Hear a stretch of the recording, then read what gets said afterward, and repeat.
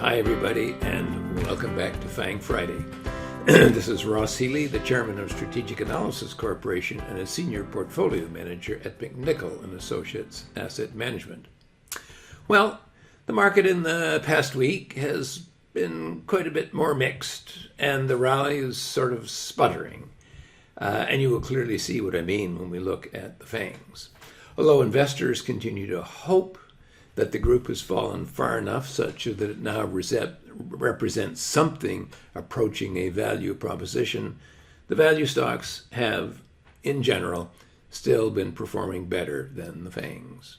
And nothing that I am seeing suggests that the FANGs have reached anything like a sustainable low. The market, as represented by the S&P 500, had reached back virtually up to its super growth price. That's 3.5 times book, but has refused to go any further, at least so far. But I doubt that anything more is achievable given the approaching recession, or possible approaching recession, depending on your preference. The NASDAQ 100 never really got into gear with the rally in the S&P, and it simply looks mushy right now. 3 weeks ago, I said that early this coming January, I would be conducting a free and public, full-scale, hour-long introductory webinar that outlines our service and the underlying methodology that you can attend live. There are still spots available, but you will need to sign up to reserve your spot. Registration closes soon, and we are already running low on spots. So, if you would like to attend my free webinar, just send us an email with your full name to info@strategicanalysis.ca. I should add that given the current uncertain markets where the stakes are much higher than ever before, if you would like to join us as a client before the January webinar, we do have an exclusive offer to try out our service at a reduced rate. Just go to www.strategicanalysis.ca/pricing and take advantage of this limited time offer by clicking on Insight Edge. When you sign up, you will get immediate access to our database of almost 3,000 proprietary SVA charts, along with all of the many features, plus an electronic copy of my book, Inside the Market, that explains how the SVA methodology works. Furthermore, all new clients get a personal and exclusive one-on-one introductory session with me that usually lasts an hour or so, where I go over how to use the system to better improve your returns. But please note, and I'll say it again, in the interests of full, plain, and true disclosure, SVA is a do-it-yourself investment service and is therefore not for everyone. It takes time and effort to become comfortable with the service.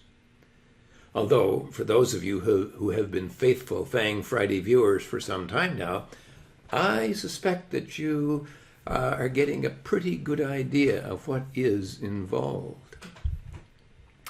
However, for those who really want to learn how to use it and are ready to take that next step, it can be a tremendous benefit to your investing future, as I hope that I will continue to show you today. Now, before we take a close look at those FANGs and what's going on, as always, I do like to say thanks to everyone who likes this video and all our subscribers. Okay, well, we have several kinds of shares today, and we're going to start off with Amazon, which in this rally has shown virtually no conviction, no evidence whatsoever that it wants to do anything. Okay, I would have thought it might have rallied back up to its bubble price. No thanks. So where does it go? I suspect with the falling fair market value, I suspect we have some ways to go, at least to the mid-super growth price, which is just about $80. Alphabet has been sort of clinging kind of just above its LSG price. Okay, having broken down once but then pulled itself back on side. Again, no conviction, but it's just hanging in there. And we're going to see two other stocks that are doing the same thing. The second one is Microsoft. Again, broke down, pulled back, and is just hanging in there for the moment. And the last one is Tesla. Well, remember I talked about Tesla, sort of that walking downstairs pattern. Okay, HB4 to HB5, HB3 to 4, now 2 to 3. Well, next step down, we'll see. So those are the companies that are kind of hanging on there. But one would be concerned that if the market lets go, they would let go and let go quickly.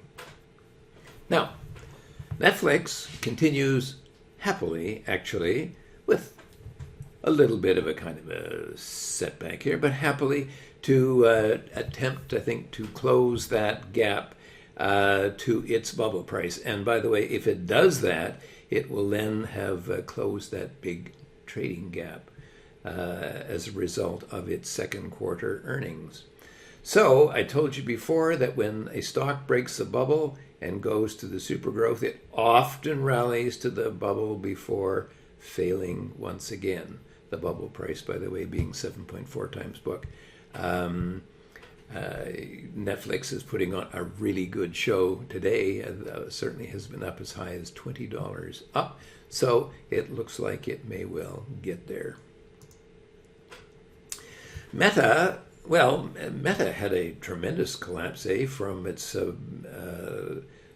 bubble price, 7.4 times book, down to its growth price, 2 times book. That's a 73% collapse. Kind of cut a little bit below, but has found its feet. Has only managed to bounce back to its mid-growth price, and it just stopped like it was poleaxed right there, and has set back. I'm not sure whether the stock will be able to break out, particularly given that pretty awful trend of its fair market value. Anyway, we'll keep an eye on this one closely. NVIDIA is kind of hanging in there. I'm sorry in NVIDIA that we actually missed the low here, but that's because we didn't see it for about I think 3 weeks after that low had happened. Okay, before then it looks like the stock had been breaking down. It's one of the hazards, I think, of analyzing company with fast changing balance sheets. Sometimes you miss them. However, the fair market value is plunging, and many stocks in the semiconductor industries have been doing very poorly. Finally, we get to Apple. And what can we say about Apple? Well, if we extend this downtrend line here, okay, then we've got a little bit of ways to go before Apple might actually reach its HB6 price, which is 33 times book value. This uptick in the balance sheet of the company is only due to the fact that we cannot project what we cannot see. And as I say, I suspect that the actual HB6 price is down at this level. Now, in summary, the rally in the NASDAQ 100 has been far less dynamic than the rally in what are called the value stocks. This is highly reminiscent of what happened in the collapse of the high-tech stocks in the 2000 to 2002 market. Until the NASDAQ 100 itself offers good investment value again, it's difficult to be optimistic for the longer term about any of the FANG stocks. However, There have been, and there will be, good trading opportunities ahead, and you need to stay in touch with the values here. Although I have to emphasize, for now I am talking trading values, not investing values. This week, the FANGs kind of fall loosely into what I might call 4 categories. Number 1, going nowhere, but probably down. Number 2, holding just above critical breakpoints with our fingers crossed, but not necessarily looking good. 2 stocks have hit bottom, maybe, hopefully, maybe. And finally, okay. Off the top, Amazon isn't even trying anymore. Alphabet, Microsoft, and Tesla are clinging like cloth to their critical breakpoints, but that is the best that I can say about them. I would not choose to own any of them on a bet, but do watch these 3 stocks very closely.